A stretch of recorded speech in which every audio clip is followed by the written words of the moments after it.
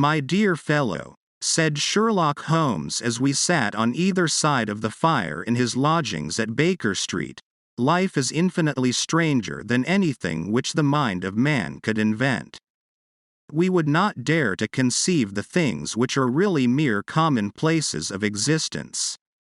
If we could fly out of that window hand in hand, hover over this great city, gently remove the roofs, and peep in at the queer things which are going on, the strange coincidences, the plannings, the cross purposes, the wonderful chains of events, working through generations, and leading to the most outre results, it would make all fiction with its conventionalities and foreseen conclusions most stale and unprofitable."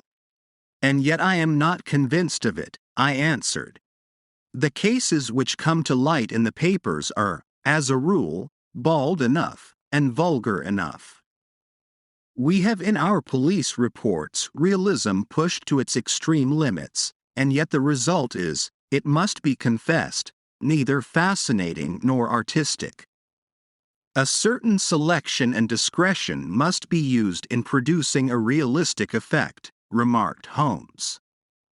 "This is wanting in the police report, where more stress is laid, perhaps, upon the platitudes of the magistrate than upon the details, which to an observer contain the vital essence of the whole matter. Depend upon it, there is nothing so unnatural as the commonplace." I smiled and shook my head. "I can quite understand your thinking so," I said. "Of course, in your position of unofficial advisor and helper to everybody who is absolutely puzzled, throughout 3 continents, you are brought in contact with all that is strange and bizarre. But here, I picked up the morning paper from the ground. Let us put it to a practical test. Here is the first heading upon which I come: A husband's cruelty to his wife. There is half a column of print, but I know without reading it that it is all perfectly familiar to me. There is, of course, the other woman, the drink, the push, the blow, the bruise, the sympathetic sister or landlady. The crudest of writers could invent nothing more crude. Indeed, your example is an unfortunate one for your argument," said Holmes, taking the paper and glancing his eye down it.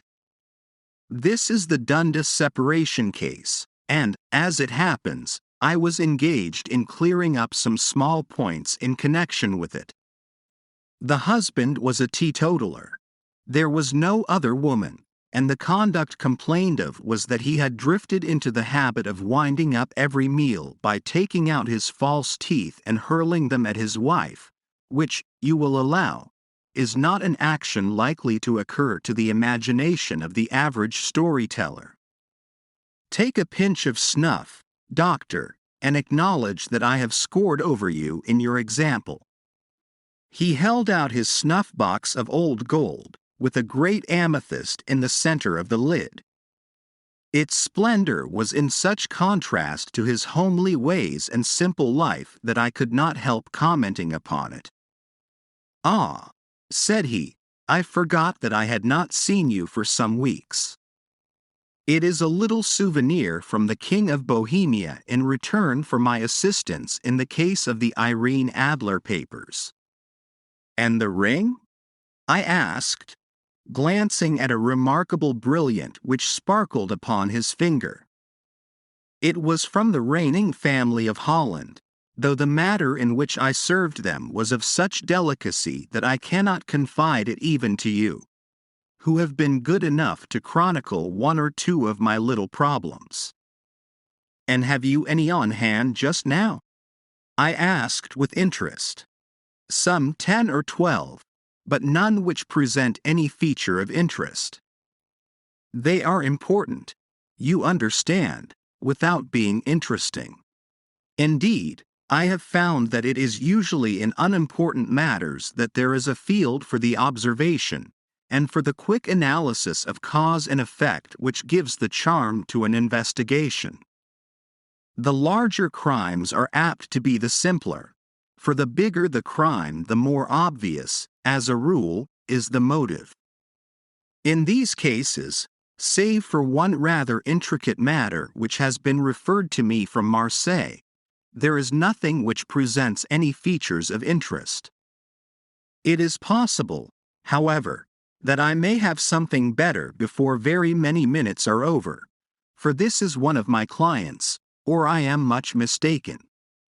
He had risen from his chair and was standing between the parted blinds, gazing down into the dull neutral-tinted London street. Looking over his shoulder, I saw that on the pavement opposite there stood a large woman with a heavy fur boa round her neck, and a large curling red feather in a broad-brimmed hat which was tilted in a coquettish Duchess of Devonshire fashion over her ear. From under this great panoply she peeped up in a nervous, hesitating fashion at our windows, while her body oscillated backward and forward, and her fingers fidgeted with her glove buttons.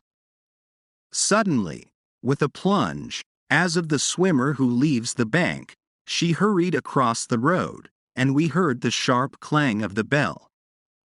"I have seen those symptoms before," said Holmes, throwing his cigarette into the fire. "Oscillation upon the pavement always means an affaire de cœur. She would like advice, but is not sure that the matter is not too delicate for communication. And yet even here we may discriminate.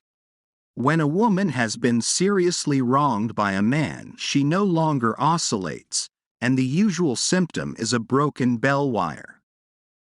Here we may take it that there is a love matter, but that the maiden is not so much angry as perplexed or grieved. But here she comes in person to resolve our doubts."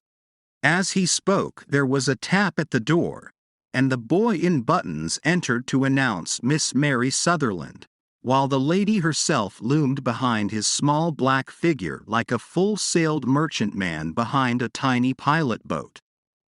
Sherlock Holmes welcomed her with the easy courtesy for which he was remarkable, and, having closed the door and bowed her into an armchair, he looked her over in the minute and yet abstracted fashion which was peculiar to him.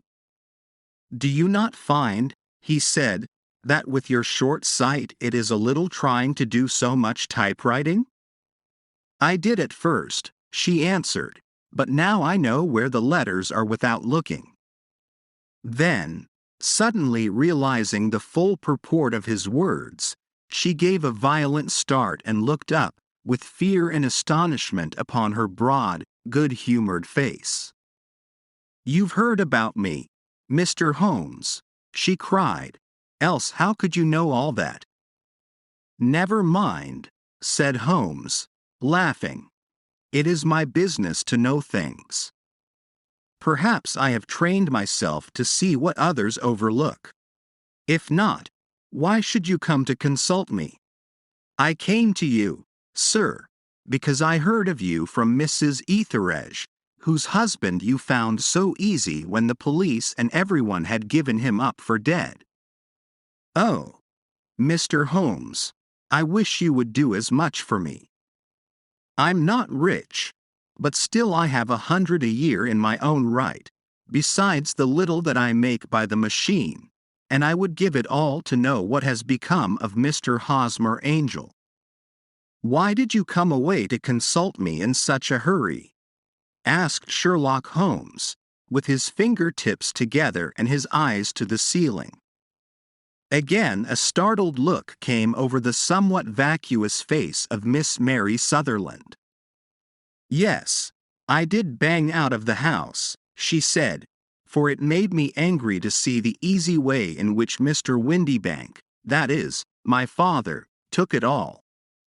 He would not go to the police, and he would not go to you, and so at last, as he would do nothing and kept on saying that there was no harm done, it made me mad, and I just on with my things and came right away to you."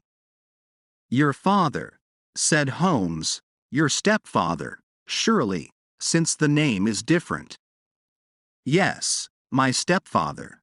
I call him father, though it sounds funny, too, for he is only 5 years and 2 months older than myself.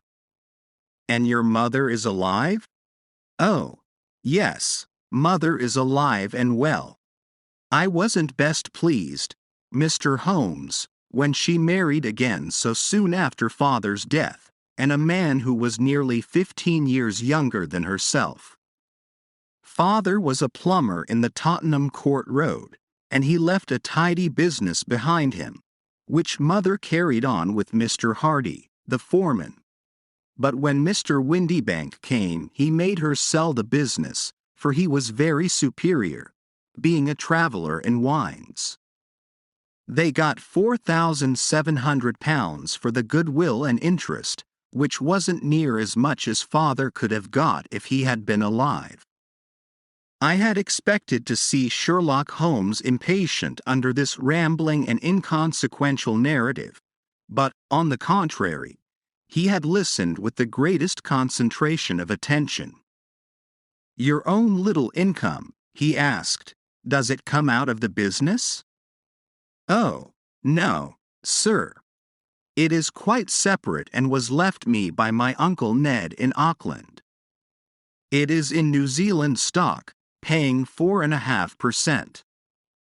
£2,500 was the amount, but I can only touch the interest." "You interest me extremely," said Holmes. "And since you draw so large a sum as 100 a year, with what you earn into the bargain, you no doubt travel a little and indulge yourself in every way.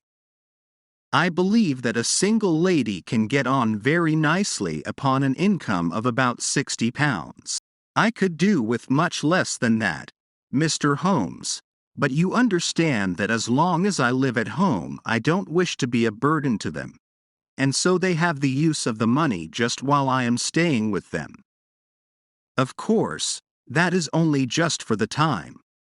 Mr. Windybank draws my interest every quarter and pays it over to mother, and I find that I can do pretty well with what I earn at typewriting.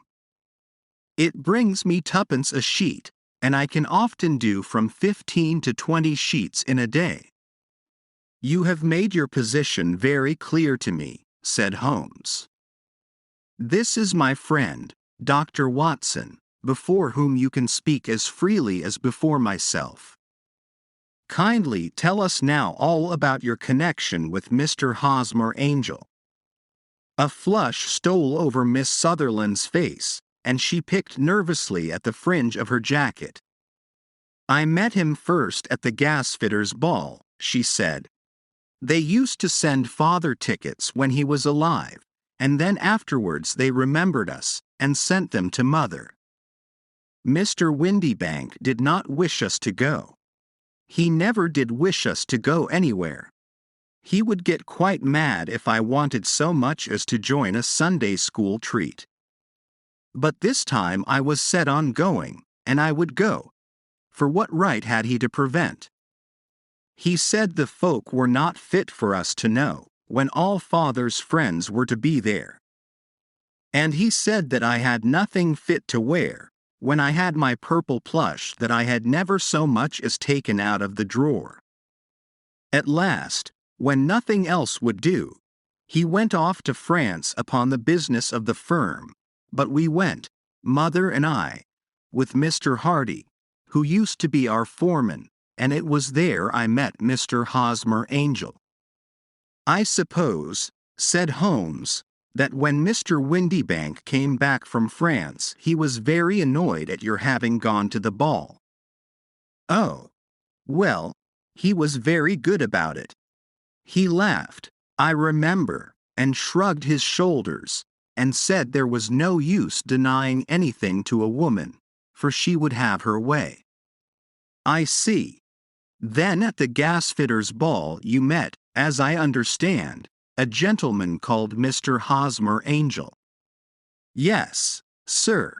I met him that night, and he called next day to ask if we had got home all safe, and after that we met him, that is to say, Mr. Holmes, I met him twice for walks, But after that father came back again, and Mr. Hosmer Angel could not come to the house any more. No. Well, you know father didn't like anything of the sort. He wouldn't have any visitors if he could help it, and he used to say that a woman should be happy in her own family circle. But then, as I used to say to mother, a woman wants her own circle to begin with, and I had not got mine yet. But how about Mr. Hosmer Angel? Did he make no attempt to see you? Well, father was going off to France again in a week, and Hosmer wrote and said that it would be safer and better not to see each other until he had gone. We could write in the meantime, and he used to write every day. I took the letters in the morning, so there was no need for father to know. Were you engaged to the gentleman at this time? Oh, yes, Mr. Holmes. We were engaged after the first walk that we took. Hosmer, Mr. Angel, was a cashier in an office in Leadenhall Street, and what office? That's the worst of it, Mr. Holmes, I don't know. Where did he live, then? He slept on the premises. And you don't know his address? No, except that it was Leadenhall Street. Where did you address your letters, then? To the Leadenhall Street post office, to be left till called for. He said that if they were sent to the office he would be chaffed by all the other clerks about having letters from a lady, so I offered to typewrite them, like he did his, but he wouldn't have that, for he said that when I wrote them they seemed to come from me, but when they were typewritten he always felt that the machine had come between us. That will just show you how fond he was of me, Mr. Holmes, and the little things that he would think of. It was most suggestive, said Holmes. It has long been an axiom of mine that the little things are infinitely the most important. Can you remember any other little things about Mr. Hosmer Angel? He was a very shy man, Mr. Holmes. He would rather walk with me in the evening than in the daylight, for he said that he hated to be conspicuous. Very retiring and gentlemanly he was. Even his voice was gentle. He'd had the quinsy and swollen glands when he was young, he told me, and it had left him with a weak throat and a hesitating, whispering fashion of speech. He was always well dressed, very neat and plain, but his eyes were weak, just as mine are, and he wore tinted glasses against the glare. Well, and what happened when Mr. Windybank, your stepfather, returned to France? Mr. Hosmer Angel came to the house again and proposed that we should marry before father came back. He was in dreadful earnest and made me swear, with my hands on the testament, that whatever happened I would always be true to him. Mother said he was quite right to make me swear, and that it was a sign of his passion. Mother was all in his favor from the first and was even fonder of him than I was. Then, when they talked of marrying within the week, I began to ask about father. But they both said never to mind about father, but just to tell him afterwards, and mother said she would make it all right with him. I didn't quite like that, Mr. Holmes. It seemed funny that I should ask his leave, as he was only a few years older than me, but I didn't want to do anything on the sly, so I wrote to father at Bordeaux, where the company has its French offices, but the letter came back to me on the very morning of the wedding. It missed him, then? Yes, sir, for he had started to England just before it arrived. Ha! That was unfortunate. Your wedding was arranged, then, for the Friday. Was it to be in church? Yes, sir, but very quietly. It was to be at St. Saviour's, near King's Cross, and we were to have breakfast afterwards at the St. Pancras Hotel. Hosmer came for us in a hansom, but as there were two of us, he put us both into it and stepped himself into a four-wheeler, which happened to be the only other cab in the street. We got to the church first, and when the four-wheeler drove up, we waited for him to step out, but he never did, and when the cabman got down from the box and looked, there was no one there. The cabman said that he could not imagine what had become of him, for he had seen him get in with his own eyes. That was last Friday, Mr. Holmes, and I have never seen or heard anything since then to throw any light upon what became of him. It seems to me that you have been very shamefully treated, said Holmes. Oh, no, sir. He was too good and kind to leave me so. Why, all the morning he was saying to me that, whatever happened, I was to be true, and that even if something quite unforeseen occurred to separate us, I was always to remember that I was pledged to him, and that he would claim his pledge sooner or later. It seemed strange talk for a wedding morning, but what has happened since gives a meaning to it. Most certainly it does. Your own opinion is, then, that some unforeseen catastrophe has occurred to him? Yes, sir. I believe that he foresaw some danger, or else he would not have talked so. And then I think that what he foresaw happened. But you have no notion as to what it could have been. None.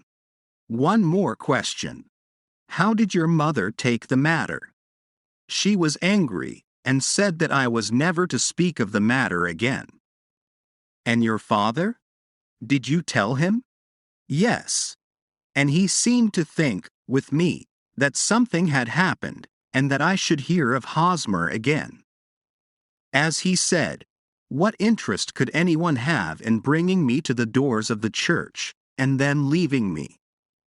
Now, if he had borrowed my money, or if he had married me and got my money settled on him, there might be some reason, but Hosmer was very independent about money and never would look at a shilling of mine. And yet, what could have happened? And why could he not write? Oh, it drives me half mad to think of it, and I can't sleep a wink at night. She pulled a little handkerchief out of her muff and began to sob heavily into it. I shall glance into the case for you, said Holmes, rising, and I have no doubt that we shall reach some definite result. Let the weight of the matter rest upon me now, and do not let your mind dwell upon it further. Above all, try to let Mr. Hosmer Angel vanish from your memory, as he has done from your life. Then you don't think I'll see him again? I fear not. Then what has happened to him?